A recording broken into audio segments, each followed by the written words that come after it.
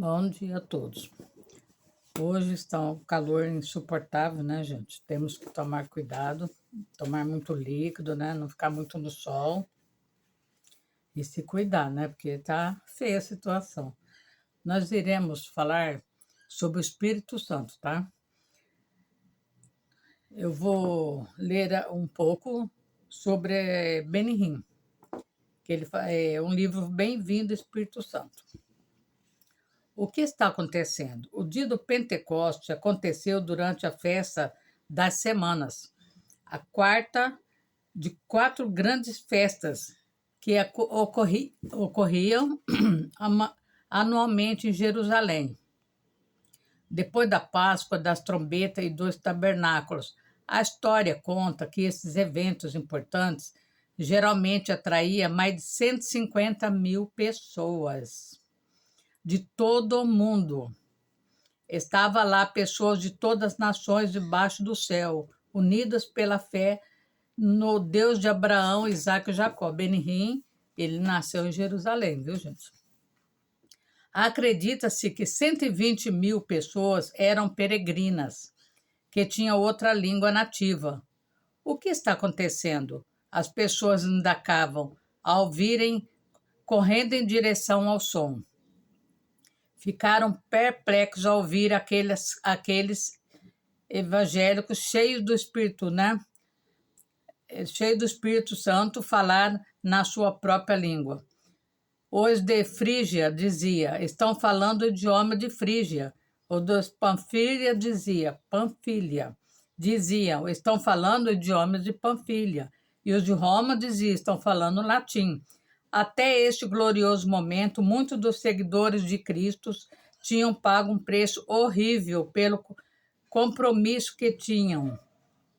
O líder deles foi crucificado e era visto com desdém, tanto pelo governo civil romano quanto pelo governo religioso judeu. Foram arrancados das sinagogas, repudiados pelo membro da sua família e viviam cheios de medo e ansiedade. Mas quando saíram do cenáculo, estavam transformados. Começaram a pregar o evangelho com poder. Um poder que sucedeu o mundo, que sacudiu o mundo, quer dizer. Pedro elevou a voz e dirigiu-se à multidão. Esses homens não estão embriagados. Como vides, pensando, todos achavam que ele estava bêbado logo de manhã, né? Pensando, sendo a essas a 3ª hora do dia. Mas o que ocorre aqui é o que foi dito por intermédio do profeta Joel, em Atos 2,15. Ele citou, né, o profeta do Antigo Testamento. E acontecerá nos últimos dias, diz o Senhor, que derramarei do meu espírito sobre toda a carne. Vossos filhos e vossas filhas profetizarão. Vossos jovens terão visões e sonharão. Vossos velhos e sonharão, né? Vossos velhos até os meus servos, e sobre as minhas servas derramarei do meu espírito naquele dia. Deus ia dar o dom do Espírito Santo para todos aqueles que merecessem, né? O Pentecostes não apenas veio depois da ancessão, mas dependeu dela, porque o Espírito Santo não podia vir até que o Senhor tivesse ido para a direita do Pai nos céus. Sem dúvida, os seguidores de Cristo sentiram enormemente sua falta depois da sua ascensão, mas o Espírito Santo era tudo o que o Senhor Jesus tinha prometido que seria. Como o notável líder cristão A. G. Gordon disse, todo reconhecimento e honra que os discípulos prestavam ao seu Senhor, passaram a prestar ao Espírito Santo, seu verdadeiro representante, seu ser invisível, presente no corpo de todos, né? Então, Deus foi junto ao Pai, mas ele deixou quem? O Espírito Santo, né? Para que conduzisse. E como que o Espírito Santo, geralmente as pessoas acham que o Espírito Santo aparece? Aqui nós vamos ler no David Ong Chon. Ele fala, o Espírito Santo pode ter a simbologia, né, através de uma pomba. Aqui está. Então João testificou dizendo: Eu vi o Espírito descer do céu como pomba e permanecer sobre ele. João 1:3-2. Esse versículo descreve a ocasião mais importante que a pomba aparece como um símbolo do Espírito Santo, quando Jesus foi batizado por João Batista no Rio Jordão, quando os céus se abriram e o Espírito de Deus desceu em forma de pomba e repousou sobre Jesus. Há profundo significado na metáfora de uma pomba como simbolismo, é um simbolismo, né? Primeiro, no mundo inteiro, a pomba é conhecida como um símbolo da paz. Em Gênesis, quando Deus destruiu toda a carne pelo dilúvio, Noé e os 7 membros da sua família acharam graça aos olhos de Deus. Foram salvos na arca. 40 dias depois que a arca pousou no Monte Ararat, Noé soltou uma pomba pela janela da arca para ver se as águas já haviam baixado. A pomba voltou, né? E Gênesis 8 relata: esperou ainda outros 7 dias e tornou a enviar a pomba fora da arca. Quando a pomba voltou a ele à tarde, no seu bico havia uma folha verde de oliveira. Assim Noé soube que as águas tinham minguado sobre a terra, né? Gênesis 8:10.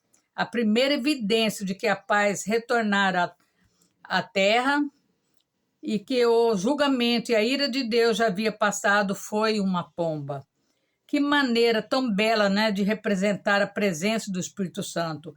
Portanto, ele não pode habitar no espírito humano que esteja debaixo dos juízos e da ira de Deus. Jesus Cristo nos redimiu pela sua morte na cruz e pagou desse modo pela ira, pelo juízo de Deus. Quando confessamos nossos pecados e aceitamos Jesus como nosso Salvador, o Espírito Santo vem a nós porque temos a prova redentora do sangue precioso. O Espírito Santo faz-nos sentir a alegria de saber que quem ouve a minha palavra e crê naquele que me enviou tem a vida eterna e não entrará em condenação, mas passou da morte para a vida. João 5:24. E temos paz com Deus. Romanos 5:1. E isso não é tudo. Para aqueles que caminham em pecado, para a perdição, em oposição à desobediência de Deus, o Espírito Santo continua a pregar o evangelho reconciliador da paz. A coisa mais importante que uma pessoa deve decidir hoje é ou receber salvação e paz, as novas maravilhas que o Espírito Santo traz no nosso coração, ou ser destruída. A pomba, gente, ela é também um símbolo de mansidão e humildade, atributo do Espírito Santo que ele confere a nós. Fico sempre perplexo, diz o autor, ao ver pessoas que dizem que receberam o Espírito Santo, mas que agem e falam afrontamente. Alguns se comportam como se estivesse tomado por um espírito maligno. Mas a evidência do Espírito Santo é um espírito manso e humilde. A pomba é também conhecida como uma criatura pura e inofensiva. Ela não ataca, não mata outros animais, como o felino e a águia, por exemplo. Correspondendo a essa descrição, observamos que o Espírito Santo é, de fato, como seu nome diz, um Espírito Santo, né? Familiares de pessoas oprimidas por espíritos malignos muitas vezes traz os membros da sua família para o meu escritório, segundo o autor, pedindo-me para discernir o estado espiritual deles. Enquanto vou conversando com essas pessoas sofredoras, elas confessam, sem exceção, que seus pensamentos maus e linguagem abusiva fluem por meio delas contra a sua própria vontade. Esse é o trabalho do Satanás. Pessoas assim deveriam apoiar-se na palavra da verdade e lutar contra Satanás até expulsá-lo de vez e depois de descansar sobre o poder purificador do sangue precioso de Jesus. Se não tomarmos essa decisão, por certo, se tornarão mentalmente incapacitadas. Então, o Espírito Santo, gente, é sempre um Espírito Santo mesmo. Pode não haver nada de ameaçador nem ofensivo nele. Não devemos também admitir qualquer transformação espiritual em nós que não seja a dignidade, a santidade de Deus, né? O Espírito de Deus não veio para ferir e matar, mas para salvar, curar e restaurar.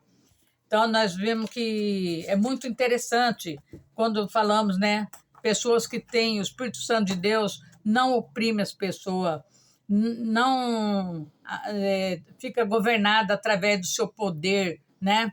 Mas eles são governados através de Cristo, aquilo que Deus ensina na Santa Palavra. Nós vamos fazer uma breve reflexão aqui sobre o Espírito Santo, quem é ele, né? Tem muita coisa interessante para a gente aprender, né?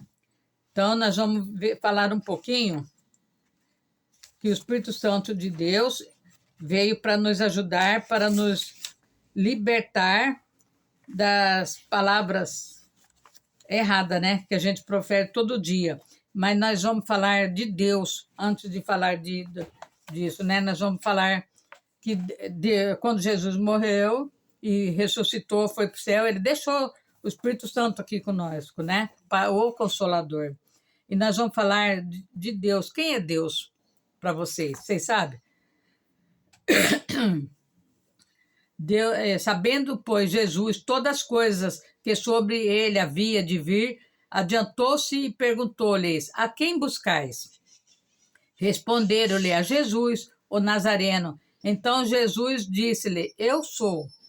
Ora, Judas, o traidor, estava também com ele.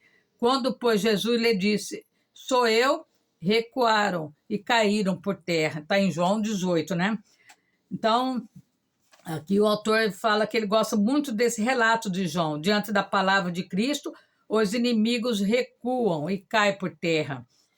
A palavra de Deus tem poder. Que situação de embaraço para aqueles homens furiosos e armados, né? Parece cômico que foram para uma guerra e com a palavra eles caíam por terra. Que autoridade do grande eu sou. Jesus já tinha se declarado anteriormente muitas vezes. Então, nós vamos ver uns pequenos relatos de quem é Deus. Eu sou o Messias, eu sou o pão da vida, eu sou o pão vivo que desceu do céu, eu sou a luz do mundo, eu sou lá de cima. De fato, morreram sem o perdão dos seus pecados se não creram que eu sou quem sou. Está em João 8:24. Quando vocês levantarem o Filho do Homem, saberão que eu sou quem sou. João 8. Antes que Abraão existisse, eu sou. João 8. Eu sou a porta por onde as ovelhas passam. Também está em João. Eu sou a porta. Eu sou o bom pastor. Eu sou filho de Deus. Eu sou a ressurreição e a vida. Eu sou o mestre. Desde já vos digo, antes que aconteça, para que, quando acontecer, creias que eu sou. Eu sou o caminho, a verdade e a vida. Ninguém vai ao Pai senão por mim. Eu sou a videira. Eu sou Jesus, aquele que você persegue. Eu sou o Alfa e o Ômega. Eu sou o primeiro e o último. Eu sou e vereis, filho. Eu sou. E vereis o Filho do Homem sentado à direita de Todo-Poderoso e vindo as nuvens do céu. Eu sou aquele que serve. Então, aqui está várias, tem mais ainda, viu, gente? Então, quando Deus é o único, né? Deus é de hoje, ontem e eternamente. Ele é o princípio e sempre será, né? Não vai haver outro além dele. Mas ele deixou o seu Espírito Santo para nos consolar quando Jesus foi para o céu. Deus deixou o Espírito Santo, né? Aí nós vamos entrar mais em detalhe ainda do Espírito Santo. Você viu que bonito, né? A gente tem que conhecer um pouco, né? As palavras de Deus para a gente ter uma noção da grandiosidade. Vamos fazer uma oração? Senhor Deus Todo-Poderoso, peço a Ti que venha abençoar o nosso dia, Senhor. Abençoe, Senhor amado, essa leitura sobre o Espírito Santo de Deus, para que possamos conhecer mais a Ti, a Tua palavra, Senhor. Que o Espírito Santo de Deus faça um grande mover no nosso país, Senhor. Derruba por terra toda a muralha do impossível, Senhor. Vai derrubando por terra todo o império da mentira, Senhor amado, que se instalou no nosso país, Senhor. Vai derrubando todas as perseguições diabólicas, Senhor. Vai resplandecendo a sua face, Senhor, nesse país. Abençoe todas as nossas crianças, abençoe todos aqueles que estão doentes, acamados, que têm problemas renais, que têm problemas respiratórios graves, Senhor. Aqueles que estão desempregados, endividados, perseguidos, humilhados, que o Senhor vai passando na frente, Senhor. Abençoe poderosamente no nome de Jesus e no poder de Deus. Amém. Amém. Muito obrigada. Até amanhã, se Deus quiser. Fique com Deus, tá? E essa semana nós vamos continuar. É um pouquinho complicado, eu acho, para quem não conhece o Espírito Santo, né? Mas devagarzinho a gente vai conseguindo entender, tá? Agradeço, se vocês gostaram, compartilham e vamos fazer a nossa parte, né? Evangelizar, tá? Obrigado.